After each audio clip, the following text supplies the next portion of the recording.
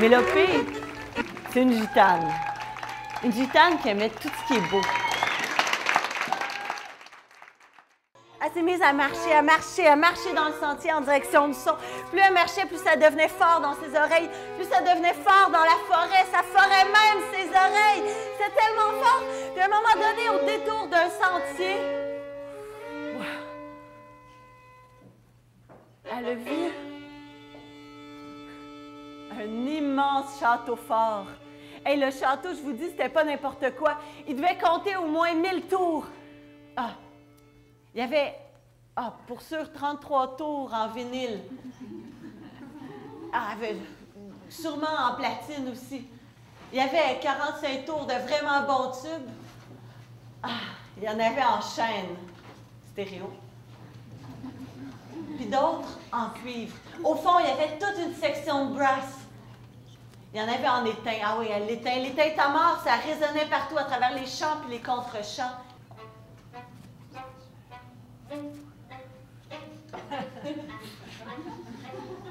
On rit, là, mais l'ogre en question,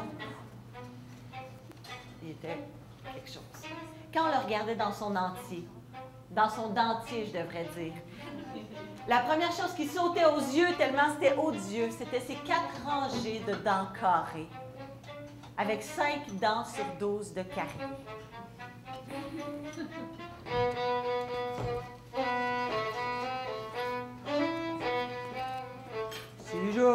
Si je rame vers les ladies et les dames, je ramènerai leurs dames pour me faire un délice de leur âme.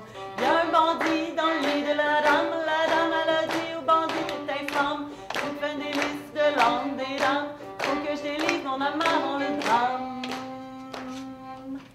Elle était loin de ses grandes nuits blanches à danser des rondes dans le noir jusqu'à marcher tout croche, boire double croche. Quand elle a eu fini de dessiner la dernière plume, l'oiseau y a pris vie. Plein de vie, de virevoltant dans le vent, il s'est posé sur sa main. Il a chanté Fa, mi, do, do, ré, mi, ré, si, la, sol. Fa, si, ré, la, sol. Fa, si, ré, la, sol, la, si, mi, ré. Elle a fait mine de dormir sur le sol, puis elle s'est mise à cirer le sol. Cirer le sol, à s'imirer. L'eau qui coulait était claire et nette. Le ruisseau, il se jetait en trombone et en coulisses dans un grand basson. Mélopée a regardé les flots couler. Les flots ont coulé, ont coulé, ont coulé, ukulélé, ukulélé. Puis à un moment donné, elle allonge ses flûtes et traverse fière la rivière. Mais ouch! Et piccolo! Elle en profite pour porter les flots à son bec. Ça dégoulinait sur son cou, sur ses cuisses. C'était bongo, c'était bongo, c'était bon goûter l'eau. Elle s'est désaltérée. En musique, une altération, c'est un dièse ou un bémol. Fait que quand on est désaltéré, c'est qu'on a le bécard, le bec arrosé. Quand elle était bien désaltérée, elle s'est dit aise de prendre ça bémolo. Elle a vu plein de petits lutrins. En contrebasse d'un petit coteau, les lutrins étaient là qui faisaient la fête. Elle souhaitait que ça soit comme ça toute sa vie au long, à faire la fête puis à nocer.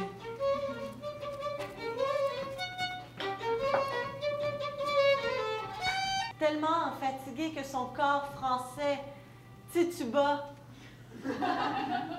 Il s'écrasa par terre puis score. Il voulait plus rien que dormir. Elle pensait qu'elle serait tranquille. Mais il y a un petit lutrin qui est venu. Quoi? Tu dors? Quoi, tu dors ici? Si tu dors, qu'est-ce que tu fais ici? Ici, tout le monde philharmonique. Allez, allez, allez, du ballet. Si tu possèdes les clés d'harmonie, si tu es capable d'avoir les clés d'harmonie à ta portée, tu seras en mesure de jouer ta vie comme tu veux, dans tout le registre de ton être, ad lib ou à tempo. Ce qui me ferait plaisir, c'est si tu es capable de creuser le sol pour aller me trouver quelque chose de bon que j'ai jamais mangé. Toute une gamme de sensations venait visiter son bedon et c'était bon et c'était le fun, surtout le long de sa colonne vénérable. Une gamme de sensations, une gamme de sens et de sons. Elle demande l'aide au farfadet et lui répond « Je peux tout résoudre, je m'appelle Octave. »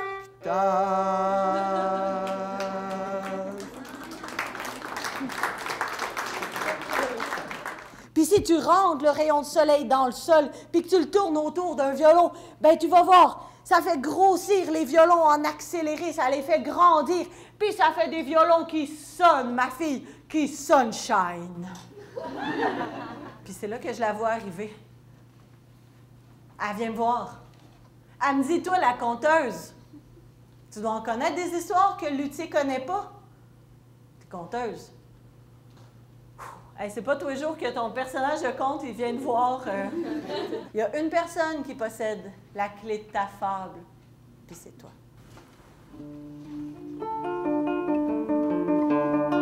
Et à un moment donné, j'ai aperçu un champ tonitruant. Le champ tonitruant s'est avéré en fait être un château de truands. J'en avais ras-le-bol, héros de ras-le-bol. Il m'a sifflé un adage, un bel adagio et fort pour m'indiquer comment prendre le largo. J'étais arrivé à un endroit où se terminait ma fugue. J'étais arrivé à un endroit où se terminait ma fugue folle. À cet endroit-là, il y avait plein de petits lutrins qui faisaient la fête, puis qui rêvaient, qui dansaient, qui étaient joyeux. J'ai ajusté ma blouse. J'ai mal caché les souliers. Oh. Elle me dit, toute attaque se serait transformée en toquette. Fait qu'en arrivant blanc dans les dents, j'y joue du Jean-Sébastien Bach. Viens-tu m'as accueilli chez toi, j'ai fait alors de très beaux rêves. Tu m'as donné la clé de dos, la clé de dodo, la clé de hutte. Ensuite, je suis allée te voir luthier, tu me dis, je suis en train d'élever métal de violon. Je veux bien partager ça, régal, tu peux cueillir tout un violon. Ensuite, je suis allée te voir comptine, j'avais besoin de concerto. Tu m'as dit, raconte en tes mots, ta fable à toi, c'est la pluine. J'avais donc en moi la clé de fable, la clé de fa, et puis voilà. J'avais les 3 clés d'harmonie. C'est comme ça que mon histoire finit.